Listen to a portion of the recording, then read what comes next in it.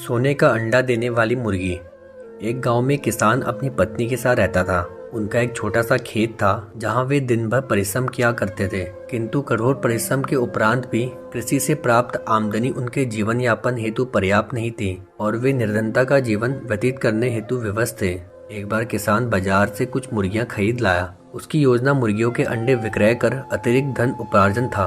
अपनी पत्नी के साथ मिलकर उसने घर के आंगन में एक छोटा सा दरबार निर्मित किया और मुर्गियों को उसमें रख दिया। भोर होने पर जब उन्होंने दरबे में झांककर देखा तो आश्चर्यचकित रह गए। वहाँ अन्य अंडों के साथ एक सोने का अंडा भी पड़ा हुआ था। किसान उस सोने के अंडे की अच्छी कीमत पर जौहरी के पास बेच आया। अगले दिन फिर उन्होंने दड़बे में सोने का अंडा पाया।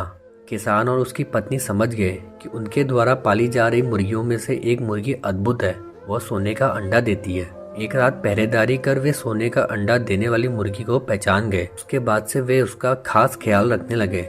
उस मुर्गी से उन्हें रोज सोने का अंडा मिलने लगा। उन अंडों को बेचकर किसान कुछ ही महीनों में धनवान हो गया। किसान अपने जीवन से संतुष्ट था, किंतु उसकी पत्नी लोभी प्रवृत्ति की थी।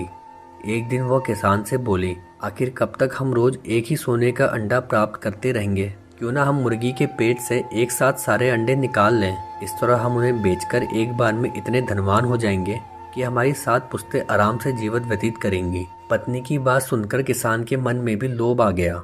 उसने मुर्गी को मारकर उसके पेट से एक साथ सारे अंडे निकाल लेने का मन बना लिया। वह बाजार गया और वहां से एक बड़ा चाकू खरीद लाया। फिर रात में अपनी पत्नी के साथ वो मुर्गी के दड़बे में गया और सोने का अंडा देने वाली मुर्गी को पकड़कर उसका पेट चीर दिया। किंतु मुर्गी भीतर से सामान्य मुर्गी की तरह ही थी। उसके पेट में सोने के अंडे नहीं थे। किसान और उसकी पत्नी अपनी गलती पर पछताने लगे।